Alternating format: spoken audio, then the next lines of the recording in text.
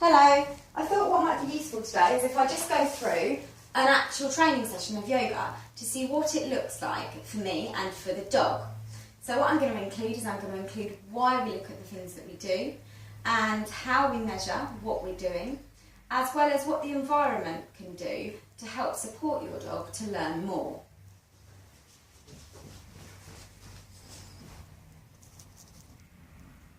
The first thing I do in any session before training my dog is write out exactly what behaviours I'm going to be looking for. So these are kind of like a route planner, like a journey planner. So this is where we start, this is where we want to end up, and these are the little things we need to go through in order to get there. Now in the book I've also done this. So I've written exactly where we start if a dog is starting from novice and how to get to where you want to get to go. When I'm doing this in my training sessions with my own dogs, I will write down how many repetitions of each behaviour that the dog's done.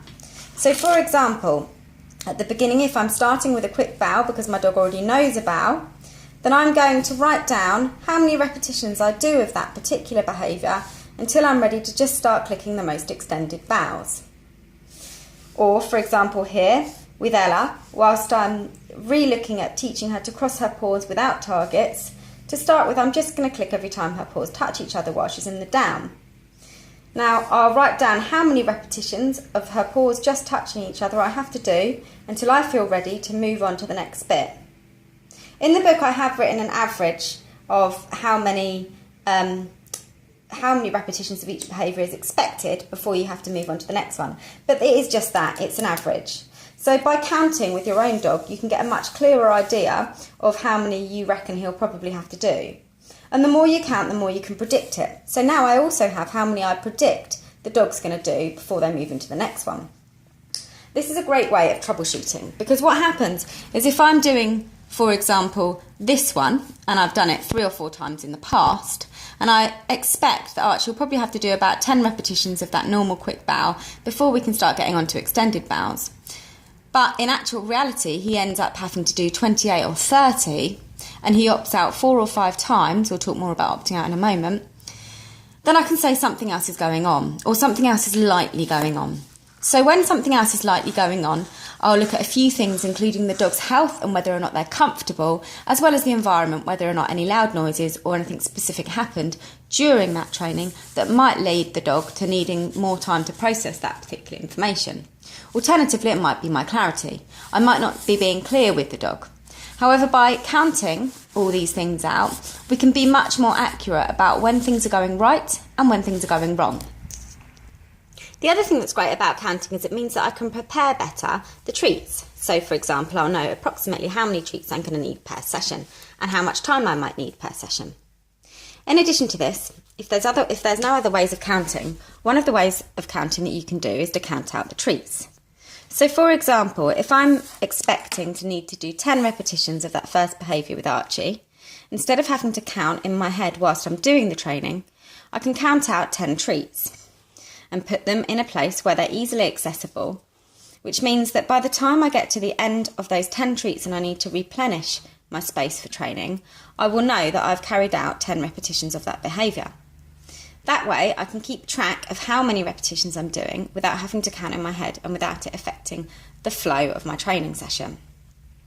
So the other way to count, the way that I've been doing lately, which I find easier, is to use one of these. So I've been using a tally counter, which is usually used for attendance of things like school events, to ascertain exactly how many repetitions I've been doing. I've conditioned the dog as if this noise is a clicker. So when the dog hears, they know the treat's coming. And it means that instead of clicking and treating, I'm counting and treating. This is a great way of ensuring that you know how many repetitions you're doing with your dog, how much they're eating during training sessions, but also whether or not your training session and the environment and the way that you're training is successful for your dog. So when I'm setting up the environment for the dog, I also use a mat. Now what happens with the mat is that it becomes a cue for the dog so that they know where they're training. If the dog chooses to move off the mat, I can be sure that she needs a break, or maybe she just isn't enjoying the session, or I'm not being clear. So the dog knows that if they stay on the mat, the training continues, and if they move off the mat, that the training stops. There are other things that I use to mark when the dog doesn't want to continue with the training. So if the dog starts barking or shows other signs of frustration, and it's really useful to write down the signs of frustration your dog usually uses when he does become frustrated, and use them as little markers so you can stop the session then as well. The other things that I use is processing marks. So for example, if the dog is scratching or starts to sniff the floor or starts to disengage a little bit or move focus away from you, then I would also use this as a marker that the dog maybe needs a few minutes to think about the lessons that you've been teaching. I'll then look at my repetition sheet and see how the dog's doing. Now during the breaks, I usually like to go outside with my dog. So the door's open all the time so that she can leave and come as she pleases. However, when we do a specific break and I say, oh, okay, we're going to break, I'll put my stuff down and I'll go out with the dog. This is important because if we just stop training each time the dog does those processing behaviours or shows signs of frustration, then what can happen is that we can end up almost punishing the dog a little bit by stopping their opportunity to earn treats every time they show those behaviours. And then what will happen is the dog will will repress their feelings when they do feel frustrated or when they do need some time to process or perhaps need some water, and they won't show that to us because they think that will stop their opportunity to earn treats and stop that training environment they were enjoying.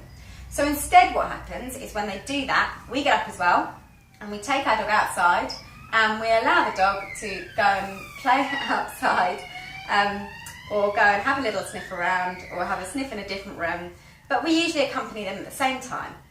After that, we come back into the training space without calling the dog and just see whether or not the dog comes running and jumping onto the mat and wants to carry on training. So now I'm going to actually do a little training session with Ella or with Archie, probably Ella because she's just there, so that you can see what it looks like.